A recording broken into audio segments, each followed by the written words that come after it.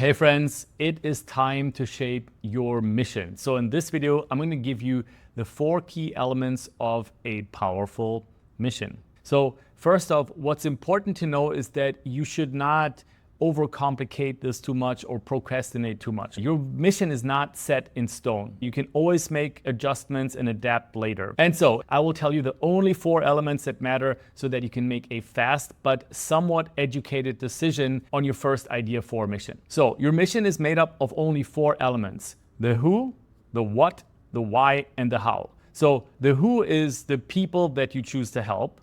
The what is the thing that you actually help them with, like what problem do you solve? The why, that's a big one, is the cause that drives you, your reason why you're doing all of this.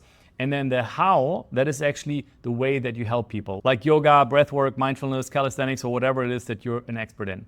And you might have noticed it is actually not a coincidence that the how came last year. Most people focus entirely on the how. Most teachers are like, I'm a yoga teacher, I teach you yoga, okay? Or I'm a Pilates teacher, I teach you Pilates. But that is a big, big, big mistake. It is actually way less important than you think. It is important, but less important than you think. I'm going to talk about that more later. So let me give you an example of a mission that includes all of these 4 elements that I just mentioned here so that you can get a better picture of what we're doing. So here's a completely made up imaginary example of a mission. I help high achievers sleep better and perform at their best with science-backed breath work without sacrificing health to hustle culture.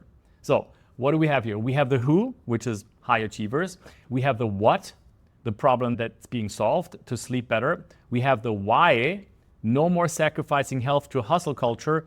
And we have the how, science-backed breathwork. So you can see there's a very clear problem that we're solving. Now, let me give you a more general example now, okay? Because I know a lot of you guys are maybe not specific at like solving this one specific problem, like sleep expert or whatever, and that's absolutely okay. It's not actually needed for you to solve a laser-focused problem, okay? It's not necessary. So here's another example. I help moms restore their strength and well-being through yoga so they can prioritize themselves again and feel whole. Again, you can see here we have all the 4 elements, but it's focusing on a particular audience as opposed to solving one particular problem to solve. You get the idea, right? So now let's look at each of these 4 key elements so that you can find your mission, because that's what this is all about. And to do that, I'm going to take you to what I call the mission cheat sheet. All right, so here we are in the mission cheat sheet, and you can find this cheat sheet linked in the description of this video below as well. It's one of the resources that we provide for you in this module, but I want to walk you through the 4 elements of creating a mission that's going to absolutely crush it for you. Now, like I said, we have 4 elements: the who, the what, the why, and the how. So let's go right into this. First off, let's talk about the who. Now, there are 3 ways that you can show up as a teacher. And if you look at this little sketch here, what you can see is we have expertise, how much of an expert you are. And the other one is connection. How much of a connection do you have with your audience? And the 3 ways that you can show up as a teacher are as follows. The first one is an expert. So if you're really good at solving a particular problem, then you can position yourself as an expert at solving this particular problem, right? So let's say, for example, you are an expert on sleep, or an expert on mobility, or an expert on ADHD. Then if you're really good at solving this particular problem, then you can position yourself as an expert. I'll give you some examples in a minute. The second way that you can position yourself is as what I call an ally. So if you are really good at relating with a particular audience, creating a connection or being relatable to a particular audience, you don't need to solve very specific problems, but you can solve a variety of different lifestyle challenges and problems that this audience has. So for example, let's say you are a woman going through menopause, and you are also a yoga teacher and a breathwork coach, maybe meditation coach, then you can become an ally to women in menopause and help them with the various lifestyle struggles that they have. Maybe they can't sleep. Maybe they want to get fit. You get the idea, right? So expert, really good at solving one particular problem for a broader audience, right? If you're a sleep expert, you can help anyone sleep better. Or an ally, so solving a range of problems for a specific audience, like, for example, the menopause example. And then the third option is to become an expert ally. So an expert ally is somebody who's really good at solving a specific problem, but they are also very good at relating to a particular audience because maybe they're part of that group of people. So let's say, for example, you are somebody who suffers from ADHD and has been dealing with it for 20 years, and you've overcome this problem.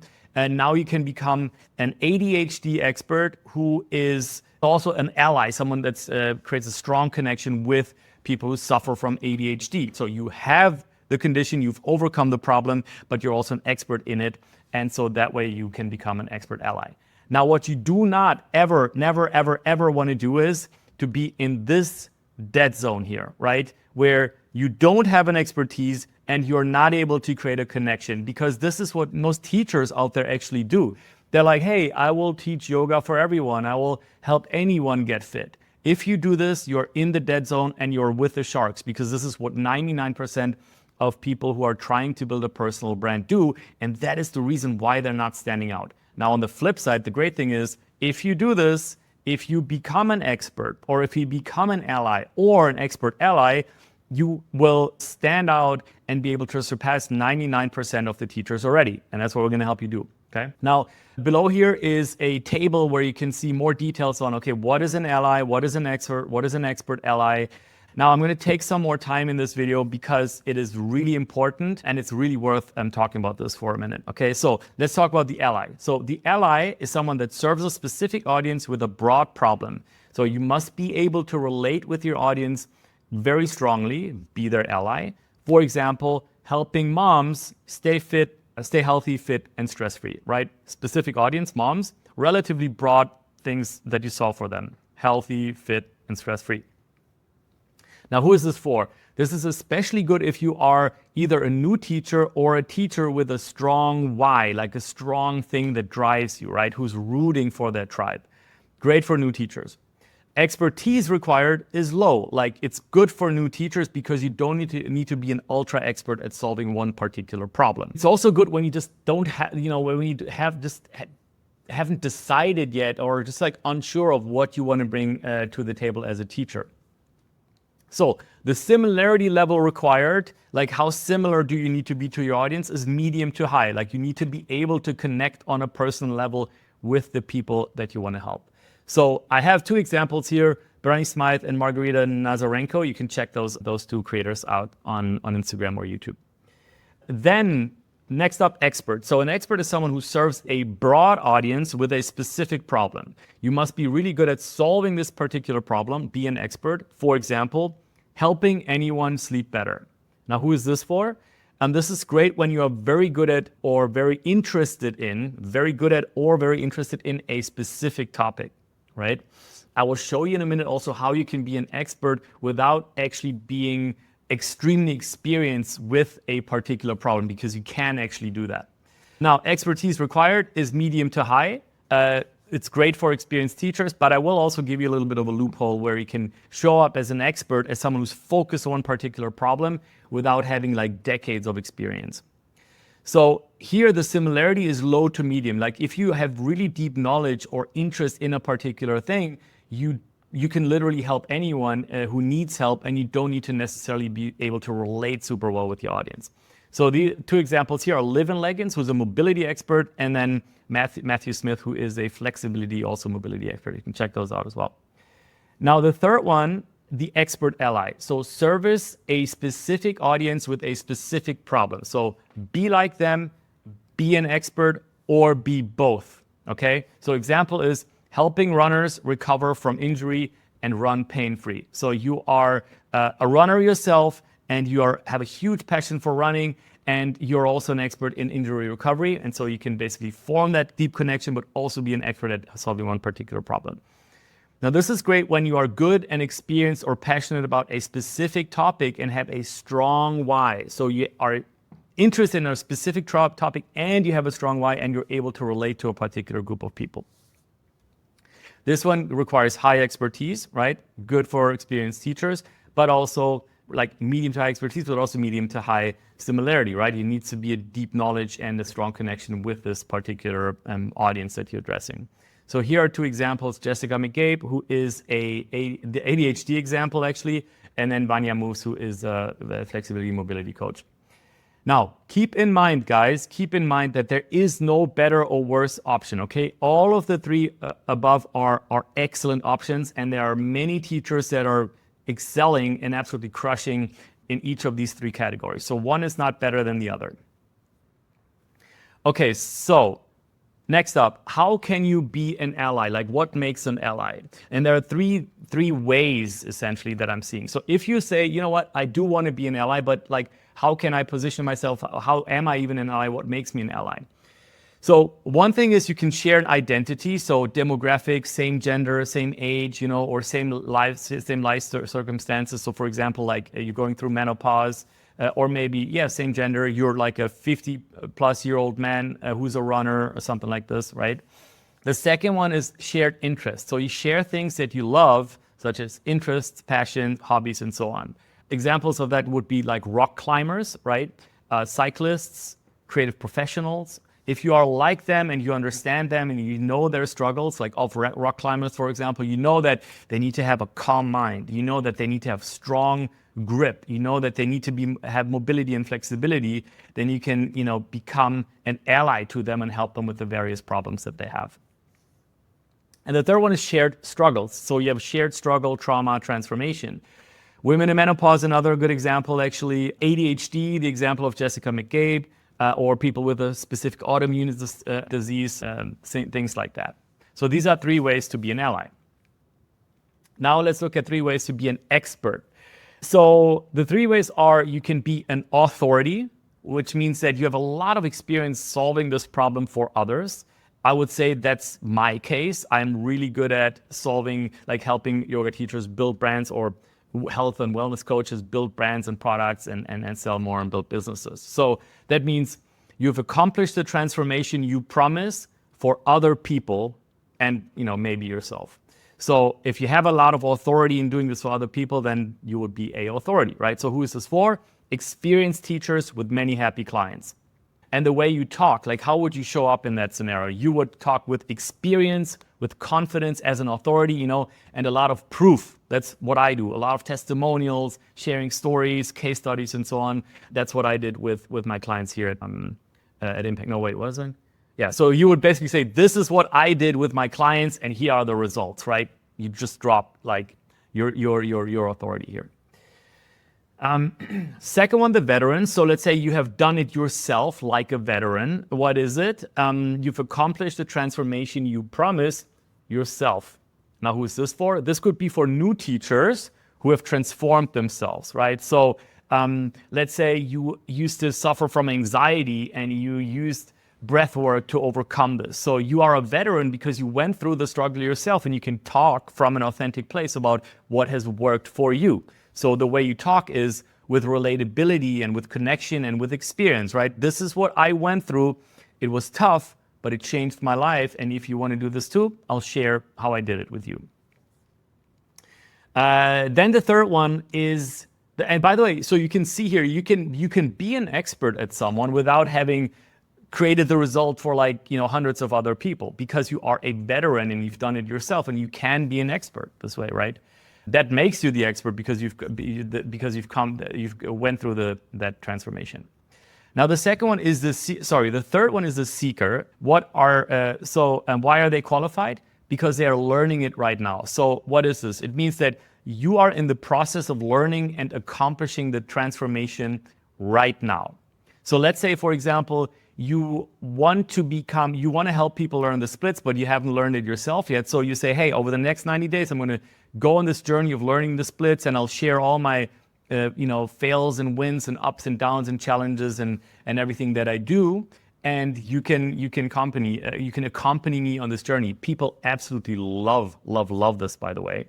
So this is great for new teachers or even students who are working on this transformation right now and are documenting it. So the way that you would talk is with vulnerability, with openness, and with transparency, right? Like, I'm not a guru, but I'm making progress. Watch me go through this as I share my journey. People love watching these journeys. And then at the end of it, once you've accomplished the splits, it's like, everyone's going to be like, wow, this person is like me, and they didn't, they weren't actually able to do the splits, and now they can do it within 90 days or, within 6 months, whatever it is.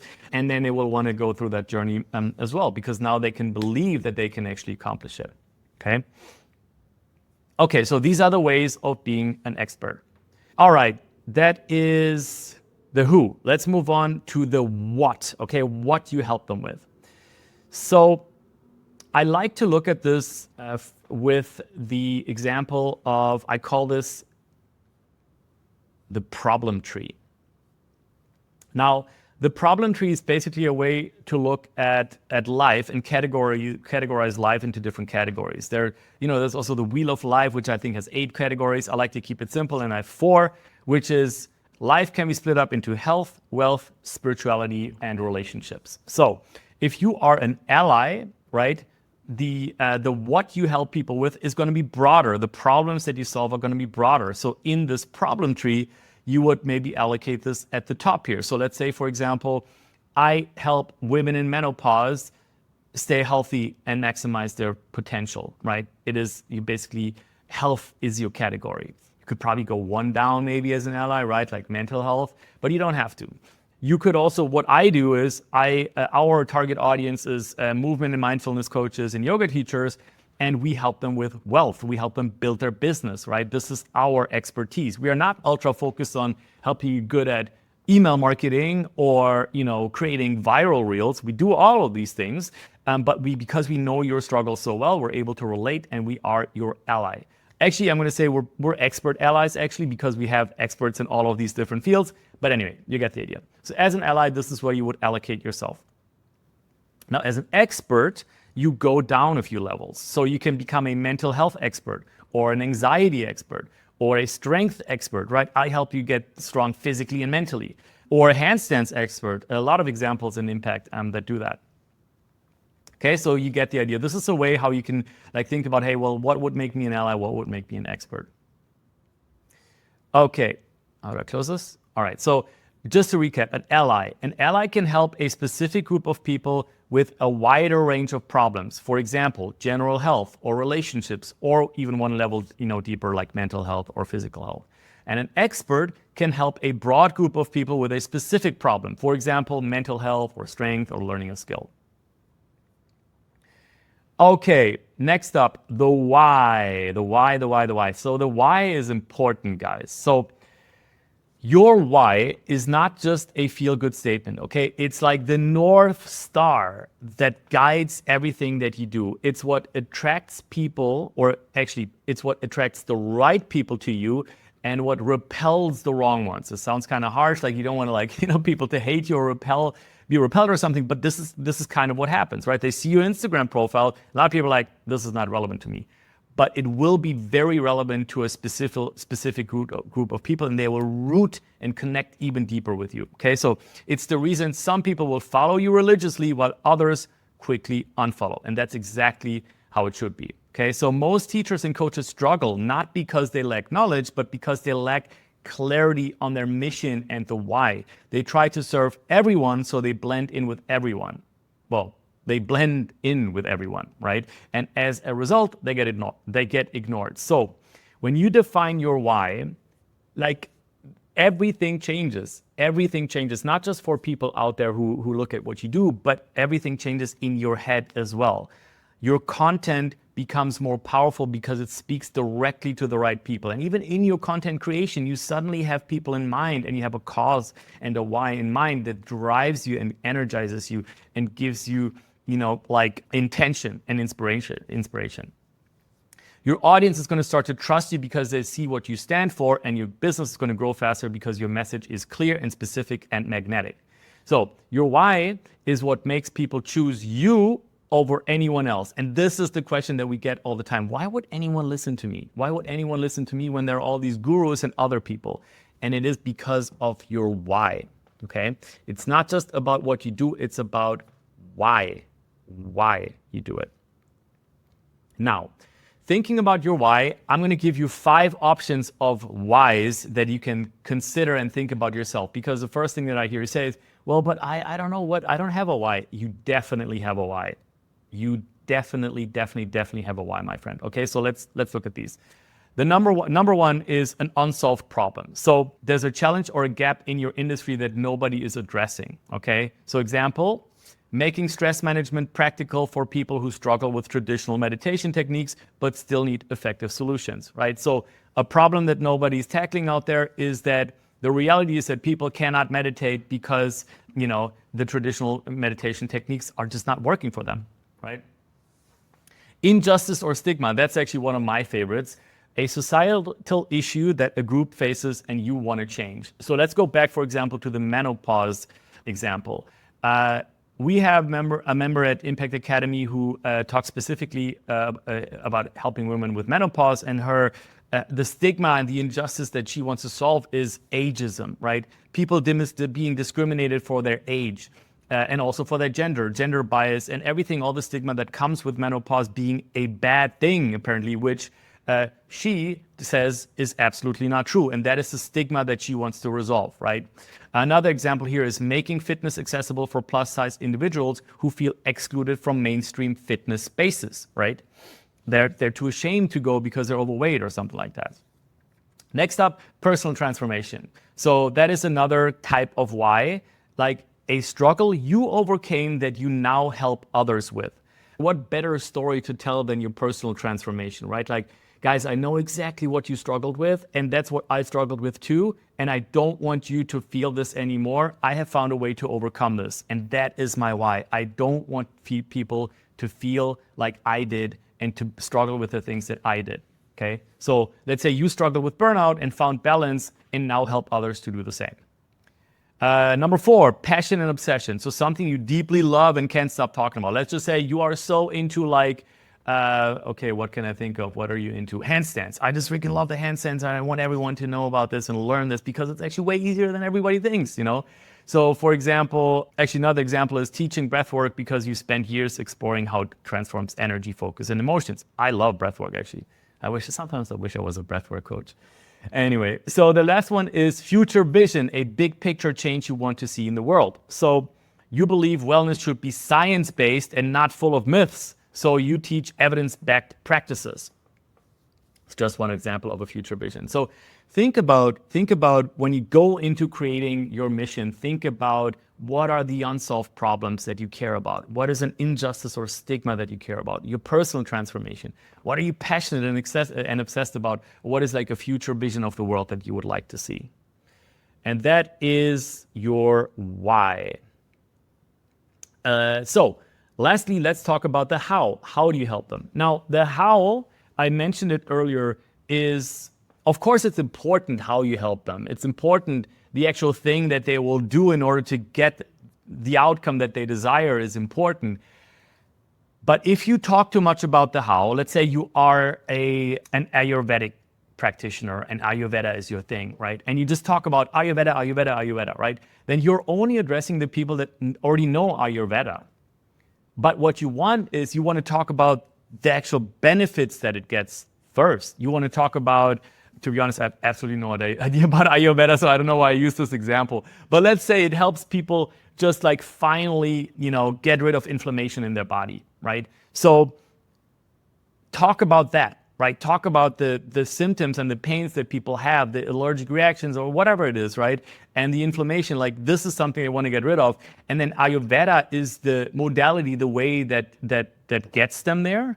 But if you only focus on promoting Ayurveda, you will basically make whatever it is that you're selling irrelevant or unattractive to 90% of the people in this world who just don't know what Ayurveda is and who are maybe skeptical of it or think it's some woo-woo, whatever, right? So focus on the outcomes, okay? And that's why the how is actually at the end of it, right? It becomes important once you've gotten people to gravitate to you and you show them, okay, you talk about things that they care about, and then Ayurveda becomes the solution, as an example. So the how is the method, the process, or approach you use to help people achieve a transformation. It's the delivery mechanism, okay?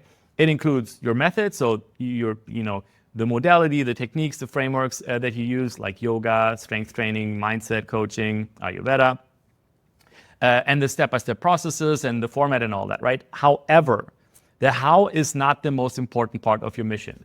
While most teachers think their method is what makes them unique, the truth is people don't follow you for your method. Let me say that again. People don't follow you for your method.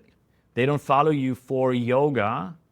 They follow you for the problem you solve and the transformation that you provide, because there are a billion gazillion yoga teachers out there. Okay, there are a billion gazillion breathwork coaches out there. But what people care about is the struggle that they have, right? And that's why the mission is so important, right? So your who, what, and why are what truly define your mission, and your how is simply the way that you deliver on it, and it can change and evolve over time as well, right? So lastly, some examples. So you can just see them in this document that I linked below as well. I give an example of a yoga teacher helping with stress and burnout, fitness coach helping people build strength over 40. Damn, I'm over 40 now. Anyway, wellness coach helping women feel confident in their bodies, breathwork coach helping people overcome anxiety. So you can check these out and get some examples. And we have more examples in the future videos as well. But it is now time to get our hands dirty. Before we do that, there's one more thing. So let me go back to the big screen now. All right, so that is the mission cheat sheet, the 4 key elements of creating your mission. Now, we're not quite done yet, okay? So you might be itching to create your mission right now and just, go ahead. But there's one more thing that I'd like to do.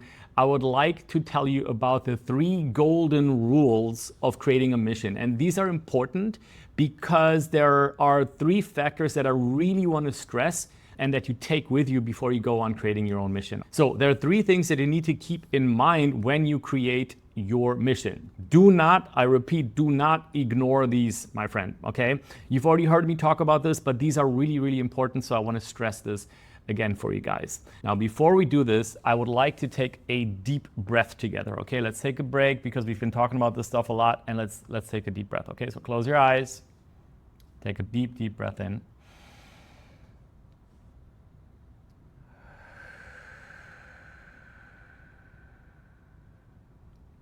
Let's go one more time. Deep breath in.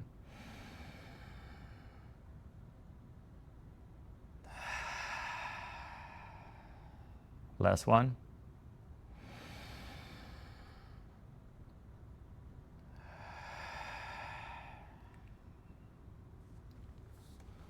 I just like taking deep breaths every now and then. Okay, so here is the first golden rule of creating your mission. Whatever your what is, whatever the problem is that you solve for your people, you always must help people with something that they actually want and need. And that's why I wanted you to take a breath, because I feel like we often just have to take a breather and stop ruminating and thinking about the things that are going on in our head and that we think are required and that we think are needed. And instead, take that deep breath and then think about what is it that the people that I care about actually need. So instead of creating a product or a course and then going out there and pushing it onto people, what we want is we want to understand the needs of people and then create a solution. You're doing this for real people out there. They need your help. So make sure you truly understand what it is that they need help with, okay? And if you do that, you will become an incredibly successful teacher, and there's absolutely no doubt about that. All right, on to the second golden rule. Help people with something that you are good at.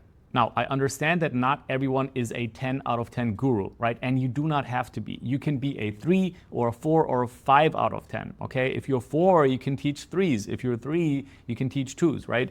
But you have to make sure that whatever it is that you talk about, that it is something that you are or truly want to be good at. I want you to choose the low-hanging fruit. I want you to keep your life easy and simple. Help people with stuff that you are already good at, instead of stuff that you think that's gonna perform or sell well or anything like that. And the third golden rule of creating your mission is help people with something that you are passionate about, okay? Think about it this way. At the end of the day, building a personal brand is work, right? It is work, and it requires persistence and consistency. And if you go on a mission that you are not passionate about, you will give up and you will turn your life into an absolute nightmare. But on the flip side, if you talk about stuff that you are passionate about, your life and your work will become an absolute breeze. it will become a joy, it'll become easy, and it's just going to be so much more likely that you overcome any type of problem or roadblock or struggles that you save, which will happen, right? It's not easy, like I said, but you can make it infinitely easier if you choose something that you are good at and that you are passionate about. And of course, something that people actually want and need help with. All right, recap. When it comes to your mission, number one, help people with something that they actually want and need. Number two, help people with something that you are actually good at. And number three, help people with something that you are actually passionate about. And I'm going to show you how to do all this in the next video. Let's get started.